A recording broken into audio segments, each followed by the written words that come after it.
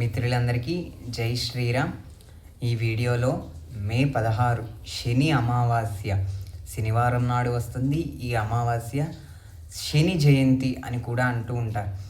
నీలాంజన సమాభాసం రవిపుత్రం యమాగ్రజం ఛాయామార్తాండ సంభూతం తం నమామి శనేశ్వరం. ఈ మంత్రాన్ని 108 సార్లు పారాయణ చేయడం చాలా మంచిది. అదేవిధంగా స్వామివారి అయిన అన్నగారు యమధర్మరాజు యొక్క నక్షత్రం భరణీ నక్షత్రంతో వస్తుంది. ఈ రోజున శనీశ్వర తైలాభిషేకం అలాగే శని సంబంధమైన స్తోత్రపఠనం కూడా చేయడం చాలా మంచిది.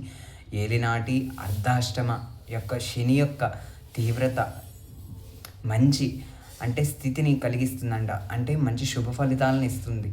ఇలా మంచి మంచి వీడియోలకి ఈ ఛానల్ సబ్స్క్రైబ్ చేసుకుంటారని, లైక్ చేసి ఫాలో చేస్తారని కోరుకుంటూ మిత్రులందరికీ జై శ్రీరామ్.